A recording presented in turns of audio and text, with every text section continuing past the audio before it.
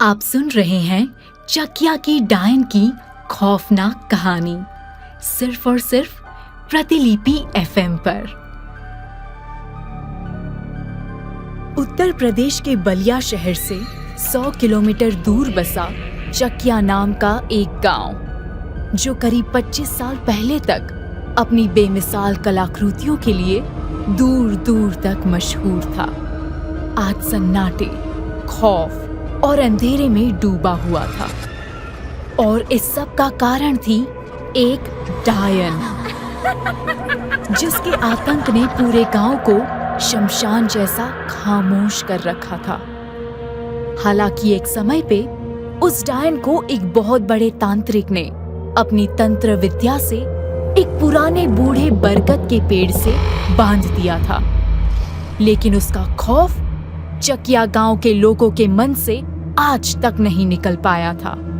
आज भी चकिया गांव 9 बजे के बाद शमशान जैसी खामोशी में तब्दील हो जाता था। एक इंसान भी घर के बाहर कदम नहीं रखता था, और उस बरगद के पेड़ के आसपास से तो कोई दिन में भी नहीं भटकता था। कुछ लोगों को ये कहानी लगती है, तो कुछ लोगों को सच। दिसंबर की सर्द रात थी। चारों तरफ घना कोहरा छाया हुआ था, और चकिया गांव में हर तरफ सन्नाटा पसरा हुआ था। ऐसा लग रहा था मानो गांव में कोई रहता ही न हो। एक बुरे साए की तरह कोहरा पूरे गांव को अपने आगोश में लेने के लिए धीमे धीमे बढ़ रहा था। लेकिन इस सब से बेफिक्र शंभू नशे में धुत एक कोने में पड़ा हुआ था, मगर डायन का खौफ उसे भी था। नशा कितना भी हो जाए, लेकिन शंभू गलती से भी बूढ़े बरगद के पेड़ के आसपास नहीं भटकता था। वो अपने में ही मदमस्त एक गाना गुनगुना रहा था। गहरे सन्नाटे में उसकी धीमी सी आवाज भी जैसे पूरे आसमान में गूंज रही थी। तभी उस सन्नाटे को चीरते हुए एक साइकिल की घंटी सुनाई दी। ये सुन शंभू खुद में ही बड़बड़ाते हुए बोला, अब इतनी रात में मेरे अलावा किसकी हिम्मत हो गई घर से निकलने की। फिर कुछ सोचते हुए वो बोला, लगता है कोई राहगीर होगा जो रास्ता भटक गया होगा, नहीं तो गांव का आदमी क्यों अपनी जान जोखिम में डालेगा। शंभू ने एक नजर दूर सड़क की तरफ देखा तो कोहरे के कारण उसे कोई दिखाई नहीं दिया, लेकिन साइकिल की घंटी की आवाज रह रहकर उसे सुनाई दे रही थी। उसने जोर से आवाज लगाते हुए कहा, ओ भाई रुक जाओ, ओ भाई। मगर वो साइकिल वाला अपनी धुन में मगन चला जा रहा था। उसने हाथ में टॉर्च पकड़ी हुई थी, जिसकी रोशनी में वो धीमे धीमे आगे बढ़ रहा था, और देखते ही देखते वो उस कच्चे रास्ते की तरफ बढ़ चला, जिस पर चलने की हिम्मत चकिया गांव के किसी भी इंसान में नहीं थी, क्योंकि उसी रास्ते पे था वो खौफनाक बरगद का पेड़। शंभू समझ गया कि इस आदमी ने गलत रास्ता चुन लिया, और ये अपनी मौत को दावत देने के लिए आगे बढ़ रहा है। शंभू हैरान परेशान सा चिल्लाते हुए बोला, ए भाई, उस रास्ते पे मत जाओ, उधर खतरा है, ए भाई। लेकिन वो साइकिल सवार तेजी से आगे बढ़ता हुआ चला गया, मानो उसे कहीं पहुंचने की जल्दी हो। शंभू का डर के कारण नशा उतर चुका था। वो जैसे तैसे अपनी जगह से उठा और उस आदमी को रोकने के लिए लड़खड़ाते हुए आगे बढ़ चला। डर से शंभू की भी हालत खराब हो रही थी। इधर जैसे ही वो राहगीर उस कच्चे रास्ते पे कुछ आगे बढ़ा, उसे एहसास हुआ कि कोई अचानक से उसकी साइकिल के सामने से गुजर गया, किसी हवा के झोंके की तरह। उस आदमी ने अपनी टॉर्च एक बार इधर उधर घुमाई लेकिन उसे कुछ दिखाई नहीं दिया। उसे अंदर ही अंदर थोड़ी घबराहट महसूस होने लगी। उसने साइकिल की रफ्तार बढ़ा दी, लेकिन कुछ कदम आगे बढ़ते ही अचानक से साइकिल की चेन उतर गई। चेन उतरने की आवाज से उस आदमी का दिल जैसे बैठ सा गया। वो तुरंत ही साइकिल को स्टैंड पे लगा करके चेन चढ़ाने लगा, लेकिन डर और घबराहट के कारण चेन चढ़ भी नहीं रही थी। तभी उस आदमी को एक बार फिर कुछ आहट सुनाई दी, जैसे कि कोई उसकी तरफ धीमे कदमों से बढ़ रहा हो। उस आदमी की सिट्टी पिट्टी गुम हो गई। अचानक कोहरा थोड़ा थोड़ा छटने सा लगा। उस आदमी ने तुरंत ही टॉर्च की रोशनी एक तरफ डाली तो सामने एक भयानक सा साया दिखाई दिया। वो साया उसी बरगद के पेड़ का था, जो दिखने में जैसे सदियों पुराना था। उसकी लंबी लंबी शाखाएं जमीन तक फैली हुई थी और रात के अंधियारे में वो पेड़ किसी भयानक राक्षस जैसा नजर आता था, जो किसी को अपनी जड़ों में लपेट के कच्चा निगल जाए। उस आदमी का पूरा शरीर कांपने लगा और वो मन ही मन भगवान का नाम जपने लगा। इस बरगद के पेड़ के रहस्य के बारे में शायद उस आदमी को अंदेशा नहीं था, इसलिए उसने इस रास्ते पर अपने घर जाने का शॉर्टकट समझते हुए साइकिल मोड़ दी थी। उसे नहीं पता था कि ये शॉर्टकट उसकी जिंदगी का सबसे खतरनाक सफर बनने वाला था। किसी तरह उस आदमी ने साइकिल की चेन चढ़ाई और जैसे ही जल्दबाजी में वो थोड़ा आगे बढ़ा, तभी उसके कानों के एकदम पास एक मीठी सी आवाज गूंजी। कहाँ जा रहे हो? उस आवाज को सुनकर राहगीर एकदम ठिठक सा गया और साइकिल की ब्रेक दबा दी। वहीं दूसरी तरफ शंभू गिरते पड़ते किसी तरह उसकी तरफ बढ़ रहा था और मन ही मन बड़बड़ा रहा था। बस वो राहगीर उस बरगद के पेड़ के पास ना रुके और अगर कोई आवाज दे तो पीछे मुड़ के ना देखे, वरना अनर्थ हो जाएगा। वो डायन के कोप से नहीं बच पाएगा। इधर सब कुछ उल्टा हो रहा था। राहगीर अपने पीछे से आई मीठी सी आवाज सुन के पलटा, लेकिन उसे कोई दिखाई नहीं दिया। वो हैरानी से इधर उधर देखने लगा। डर के मारे उसकी सांसें तेज गति से चल रही थी। तभी कुछ दूर पेड़ के पास से फिर से वही मीठी आवाज आई। बिट्टू, मेरी बात तो सुनो। इस बार आवाज लुभावनी और किसी को भी मदहोश कर देने वाली थी। अपना नाम सुन वो आदमी चौंक गया, क्योंकि उसके हिसाब से चकिया गांव में शायद ही कोई होगा जो उसको या उसके नाम को जानता था। वो उस आवाज की तरफ बढ़ा, तभी एक हवा का झोंका आया और कोहरा पूरी तरह से छट गया। अपने सामने का नजारा देख उस आदमी की आंखें खुली की खुली रह गई। उसका दिल मचल उठा और धड़कन बिजली की रफ्तार से बढ़ गई, मानो उसने कोई अप्सरा देख ली हो। उसके सामने एक बेहद खूबसूरत औरत खड़ी थी, जिसने एक चटक लाल रंग की साड़ी पहन रखी थी। उसके लंबे घने बाल कमर तक लहरा रहे थे। घूंघट से आधा ढका उसका चांद सा खूबसूरत चेहरा, माथे पे लाल बिंदी, काली खूबसूरत बड़ी बड़ी आंखों में गहरा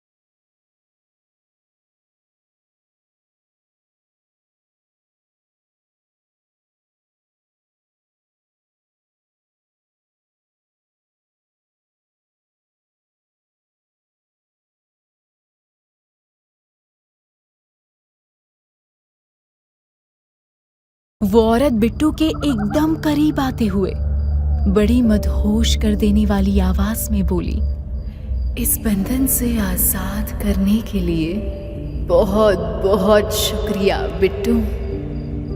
उसकी खूबसूरती देख के बिट्टू की नीयत में खोट आ चुकी थी। अंधेरे का फायदा उठाते हुए उसने एक झटके में उस औरत को एक बार फिर अपनी बाहों में जकड़ लिया। वो औरत हल्के से मुस्कुराते हुए बिट्टू के कानों के पास बोली, बड़े शैतान हो तुम तो। बिट्टू भी गहरी सांसें भरते हुए बोला, अपना पल्लू हटाओ, मुझे तुम्हारे इस चांद से चेहरे को देखना है। वो औरत बड़ी लुभावनी आवाज में बोली, मेरी साड़ी को तो तुमने पेड़ से आजाद करा ही दिया है, अब खुद ही मेरा पल्लू हटाकर मेरे चेहरे को भी आजाद कर दो। बिट्टू के मन से हर तरह के सवाल गायब हो चुके थे। वो चेहरे से पल्लू हटाने के लिए उस औरत के करीब बढ़ा, लेकिन जैसे ही उसने पल्लू हटाया, उस औरत का चेहरा देख के उसके होश उड़ गए। उस औरत का चेहरा आधा जला हुआ था, जो बहुत ही खौफनाक लग रहा था। उस आदमी का पूरा शरीर थर थर कांपने लगा। वो एकदम से उस औरत के मुंहपाश से बाहर आ गया, लेकिन अब बहुत देर हो चुकी थी।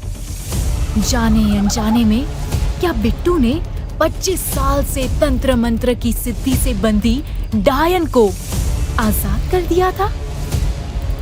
उस औरत ने रहस्यमयी नजरों से बिट्टू की तरफ देखा, फिर वो जोर जोर से हंसने लगी। उसकी हंसी बहुत ही खौफनाक थी। इधर शंभू, जो उस राहगीर को सतर्क करने के लिए उसकी तरफ बढ़ रहा था, एक दिल दहला देने वाली हंसी सुन के वो अपनी जगह पे रुक गया। उसकी नजर पहले दूर खड़े उस राहगीर पे गई और फिर लाल साड़ी वाली औरत पे, जिसे देख शंभू की कांपती हुई जुबान से बस एक बात निकली, डायन आजाद हो गई, डायन आजाद हो गई। इधर बिट्टू कुछ समझ पाता इससे पहले ही उस डायन ने अपने लंबे नुकीले नाखूनों से उसकी दोनों आंखें बाहर निकाल ली और उसकी गर्दन पर अपने नुकीले नाखूनों से एक जोरदार हमला किया। पूरा चकिया गांव बिट्टू की दर्दनाक चीख से गूंज उठा और उसके गले से खून किसी फव्वारे की तरह निकलने लगा। अगले ही पल बिट्टू बेजान सा जमीन पर गिर पड़ा। ये सब देख शंभू की जान हलक में अटक गई और वो वहीं बेहोश होकर गिर पड़ा। एक दिल दहला देने वाली हंसी के साथ वो डायन कोहरे में ही ओझल हो गई। चकिया गांव पर 25 सालों से इसी डायन का खौफ फैला हुआ था, लेकिन कौन थी ये डायन और उसने इसी गांव को क्यों चुना था? इन सवालों का जवाब अभी किसी के पास नहीं था। अगली सुबह बरगद के पास बिट्टू की लाश मिलने पर पूरे गांव में हड़कंप मच गया और ये खौफ का मंजर और खौफनाक तब बन गया जब गांव वालों की नजर बरगद के पास टूटे हुए लाल धागों पर पड़ी। ये देख पूरा चकिया गांव सिहर उठा। शंभू, जिसने सब अपनी आंखों से देखा हुआ था, वो अब पूरी तरह से सदमे में था और अपने आप में ही बड़बड़ाई जा रहा था। वही नैन नक्श, वैसे ही लंबे लंबे बाल और वही लाल साड़ी। 25 सालों में कुछ नहीं बदला। वो डायन अब आजाद हो गई है। वो डायन अब वो किसी को नहीं छोड़ेगी। अब वो किसी को नहीं छोड़ेगी। पूरा चकिया गांव शंभू की इस दिल दहला देने वाली बात को सुनकर सहम गया। अगले कुछ दिनों में उस डायन ने चकिया गांव के कुछ और लोगों को अपना शिकार बनाया डायन का खौफ एक बार फिर सबको अंदर तक दहला गया। लेकिन क्या सच में ये किसी डायन का काम था, या इन खौफनाक हत्याओं के पीछे छिपी थी कोई गहरी साजिश? इसी गुत्थी को सुलझाने गांव से कई कोस दूर एक इंसान चकिया गांव के लिए निकल चुका था। भरी दोपहर में एक बस बलिया के बस अड्डे पे रुकी और उसमें से एक करीब 6 फीट लंबा आदमी बाहर निकला। उसने एक कसी हुई शर्ट पहन रखी थी और आंखों पे काला चश्मा लगा रखा था। उसका नाम अभिमन्यु था और वो करीब 28 साल का एक युवा पुलिस ऑफिसर था, जिसका ईमानदार रवैया उसे एक जगह टिकने नहीं देता था। अपने काम को लेकर समझौता न करने की आदत उसे अक्सर ट्रांसफर की ओर लेकर जाती थी। लेकिन फिर भी अभिमन्यु एकदम निडर होकर किसी भी पावरफुल ठेकेदार या नेता से भिड़ने की कुवत रखता था और गलत इंसान को सलाखों के पीछे लेकर जाता था। मगर इस बार का ट्रांसफर कुछ अलग था। इस बार उसका सामना किसी पावरफुल नेता या ठेकेदार से नहीं, बल्कि एक खूंखार डायन से होने वाला था। अभिमन्यु को चकिया गांव में हो रही हत्याओं के रहस्य को सुलझाने के लिए भेजा गया था। लेकिन क्या ये इतना आसान होने वाला था? क्या अभिमन्यु चकिया गांव को एक डायन के कहर से बचा पाएगा? क्या चकिया गांव में हो रही हत्याओं का राज सामने आ पाएगा? क्या है ये बूढ़े बरगद के पेड़ का राज? क्या सच में ये किसी डायन का आतंक है, या फिर है कोई गहरी साजिश? इन सभी सवालों के जवाब जानने के लिए सुनिए अगला एपिसोड सिर्फ और सिर्फ प्रतिलिपि FM पर।